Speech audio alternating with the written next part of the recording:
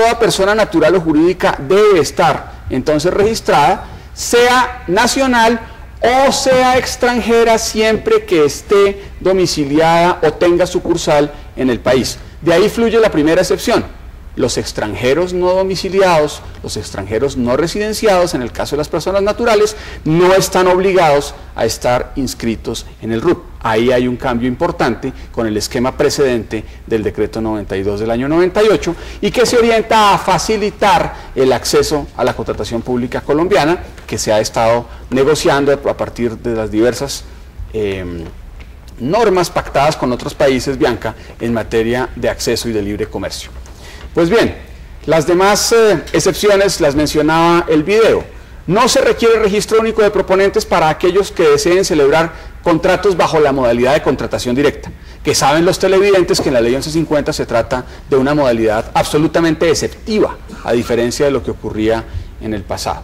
Tampoco se exige para la prestación de servicios de salud, tampoco para la enajenación de bienes del Estado. Muy importante resaltar que no aplica cuando haya contratos de mínima cuantía, tampoco cuando se trate de contratos para la adquisición de productos de origen o destino agropecuario, o para las situaciones en las cuales empresas industriales o comerciales del Estado estén dentro del Estatuto General de Contratación y se trate de actos o contratos que tengan por objeto directo el desarrollo de sus tareas.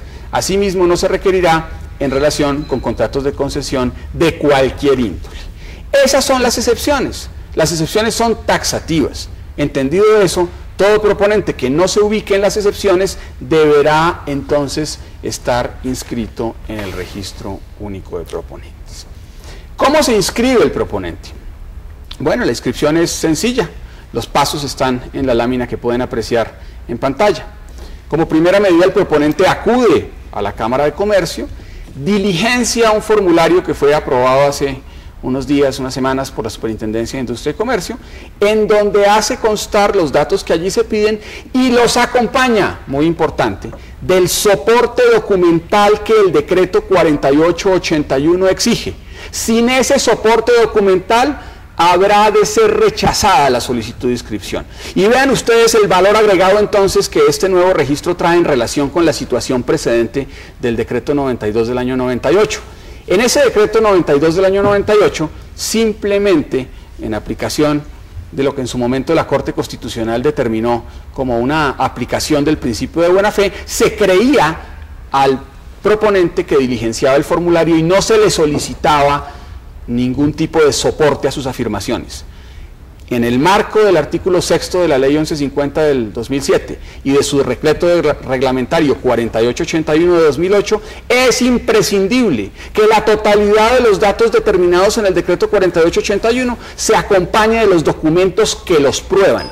En ese entendido, la responsabilidad del proponente pasa por aportarlos, pero la de la Cámara por verificarlos con un ejercicio escrupuloso que se inspira en la necesidad de proteger el interés público involucrado en la celebración y ejecución de los contratos públicos. Pues bien, se diligencia el formulario, se aporta la información, el proponente se autocalifica y se autoclasifica. Saben ustedes que la clasificación consiste en ubicarse en una especialidad y en un grupo, en decir de qué se sabe, en qué se tiene experiencia, ¿cierto? Al paso que la calificación consiste en aplicar una fórmula matemática para determinar el monto máximo por el cual podrá ese proponente comprometerse en el futuro como contratante de la administración pública. Pues si bien es cierto que ambas cosas las señala en su formulario el proponente, se autoclasifica y se autocalifica, la Cámara de Comercio habrá de verificar si las operaciones son consistentes con los datos aportados, no solamente desde el punto de vista de la aritmética, que desde luego habrá de hacerlo, sino también desde la perspectiva de asegurarse de que los documentos de soporte consten en la información que se acompaña. Cualquier falla en ese sentido aparejará el rechazo de la solicitud de inscripción.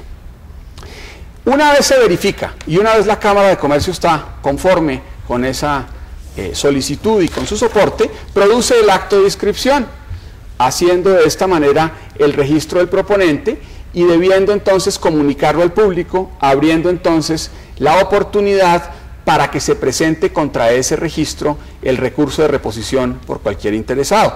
De esos recursos tanto del de reposición por cualquier interesado, como el que posteriormente podrían interponer las entidades estatales de impugnación, se referirá al señor Superintendente de Industria y Comercio adelante en esta conferencia. Adelante entonces, habría que decir para cerrar este aspecto, que no se registra una solicitud de inscripción, primero cuando la información no es suficiente, doctor Gómez Merlano, señor Procurador, o cuando la información es inconsistente, lo cual supone ir un poco más allá en la valoración de lo aportado, o cuando la información no contiene la totalidad de los elementos señalados en el reglamento para su existencia y validez. Dicho lo anterior, habría que señalar otro aspecto, y es que no toda la información de que se nutre el RUP viene de los proponentes de la manera indicada. También hay una parte de la información que se alimenta de aquella que deben las entidades estatales remitir en los plazos y en la forma en que el decreto 4881 y el decreto 836 del 2009 disponen. A propósito entonces de hacer uso de unos formularios que se han determinado por la Superintendencia de Industria y Comercio para el efecto, de manera que se retroalimente esa gran base de datos y la certificación reúna tanto información proveniente del proponente con los certificados por él aportados, como información proveniente de entidades públicas de la manera como se ha mencionado. La sumatoria bianca de una y otra produce el contenido del certificado. Sobre ese contenido del certificado es sobre el que opera la presunción de plena prueba a que se refiere la ley, señores televidentes. Y en relación con eso es que las entidades no podrán pedir información adicional. Notarán ustedes el propósito de eliminación de tramitología, de eliminación de conflictos, de aligeración del proceso que pretende esta reforma. El 7% de lo contratado es el valor que en los estudios que precedieron a esta reforma se logró establecer, tenía esa discusión que se daba al interior de los procesos de selección sobre las condiciones del proponente, en un escenario más propio del litigio que de la buena administración pública. Entiendo que tienes una llamada. Así es, doctor Gonzalo. Vamos ahora con nuestra periodista Mónica Canencio, quien se encuentra en la ESAP, donde funcionarios públicos y estudiantes siguen esta transmisión. Mónica, usted se encuentra allí recogiendo las inquietudes y preguntas de las personas que ahí se encuentran. Cuéntenos qué inquietudes tienen para nuestro expositor central. Adelante. Hola Bianca, muy buenos días. Pues como usted lo dice, nos desplazamos hasta las instalaciones de la Escuela Superior de Administración Pública, donde en este momento en el auditorio se sigue esta teleconferencia sobre el registro único de proponentes, y precisamente vinimos a recoger las inquietudes de quienes asisten a esta teleconferencia. Muy buenos días, regálenos su nombre y cuál es su inquietud para nuestros teleconferencistas. Sí, gracias. Mi nombre es Ramiro Barajas, soy docente de la ESAP y mi inquietud es la siguiente: ¿qué pasa cuando el proponente no encuentra ni el grupo ni la especialidad en las tablas del decreto 4881? Pues muchísimas gracias, profesor, y también los estudiantes se hacen partícipes de esta teleconferencia. Muy buenos días, ¿cuál es su nombre? Gracias, Jairo Carrasco, soy estudiante de la Escuela Superior de Administración Pública y yo nunca he estado inscrito en el RUT. Mi pregunta es, ¿me puedo inscribir? Pues bueno, estas inquietudes se van a responder en esta segunda parte de la teleconferencia sobre el registro único de proponentes. Bianca, siga usted más adelante, regresamos aquí a las instalaciones de la Escuela Superior de Administración Pública ESAP. Bueno, muchas gracias, Mónica, desde la Escuela Superior de Administración Pública, con las dos personas que tenían inquietudes para el doctor Gonzalo. Adelante. Gracias, Bianca, y gracias a los participantes. Al doctor Barajas.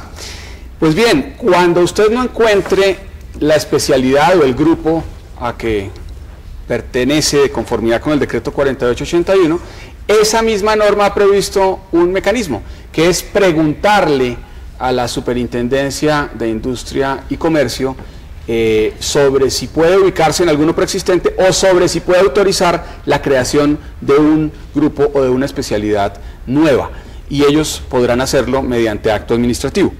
En cuanto hace a la pregunta de don Jairo, sí, este es un registro abierto en el que cualquier interesado en ser proponente del Estado puede inscribirse en cualquier momento del año, simplemente cumpliendo con los requisitos. Desde luego, a final de mi exposición, haré alguna reflexión sobre algunas fechas del régimen de transición que será bueno tener en cuenta para aquellos que venían inscritos de tiempo atrás y que tienen que migrar al nuevo sistema. Pero diría entonces que en términos generales eso contesta las preguntas.